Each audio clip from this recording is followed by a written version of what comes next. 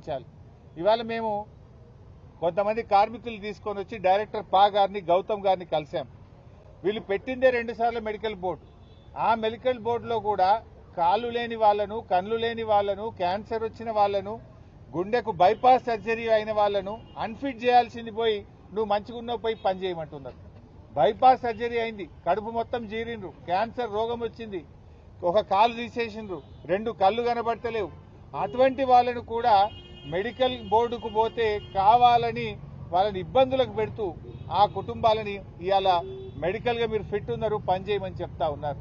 2 సార్లు బోర్డు పెడితే 55 మంది పోతే 5గురినే మరి మెడికల్లీ అన్ఫిట్ చేసినారు. రెండోసారి 123 మంది పోతే 23 మంది మాత్రమే మెడికల్ అన్ఫిట్ చేసి 100 మందిని మీరు ఫిట్ ఉన్నారు పోయి పని చేయమంటున్నారు. అంటే ఒకటి మెడికల్ బోర్డు పెట్టరు, పెట్టినా ఏడాదికి ఒక్కసారి పెడతారు. అక్కడికి వెళితే కూడా వాళ్ళ దరఖాస్తులను మానవతా దృక్పథంతో పరిశీలించాల్సింది పోయి చాలా దుర్మార్గంగా మెడికల్ ఇన్వాలిడేషన్ సర్టిఫికెట్ ను రిజెక్ట్ చేస్తూ మీరు ఇలా ఇబ్బందులు పెడతా ఉన్నారు. అందుకే ఆ కార్మికుల్నే తోలుకొని వచ్చినాం. ఇలా క్యాన్సర్ వచ్చిన వాళ్ళను, గుండెకు బైపాస్ సర్జరీ అయినటువంటి వాళ్ళను, కాళ్ళు లేని వాళ్ళను, కళ్ళు లేని వాళ్ళను, ఒకవైపు కిడ్నీలు ఫెయిల్ అయిపోయి చేతిలో బ్యాగ్ పట్టుకొని నడుస్తున్నటువంటి వాళ్ళను అసలు మీకు ఎట్లా చేతొచ్చింది, ఎట్లా మనసు వచ్చింది అని నేను రేవంత్ రెడ్డి ప్రభుత్వాన్ని అడుగుతా ఉన్నా.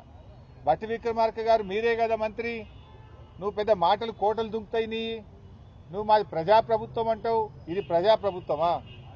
ఇది కార్మిక కంట ప్రభుత్వం, కార్మికులను గోసబెట్టే ప్రభుత్వం, ప్రజలను గోసబెట్టే ప్రభుత్వం, మానవత్వం లేని ప్రభుత్వం. ఈ దుర్మార్గాన్ని మేము తీవ్రంగా ఖండిస్తా ఉన్నాం. తక్షణమే మెడికల్ బోర్డు పెట్టి మానవతా దృక్పథంతో డిపెండెంట్ ఉద్యోగాలను పునరుద్ధరించాలని చెప్పి మేము ప్రభుత్వాన్ని డిమాండ్ చేస్తున్నాం.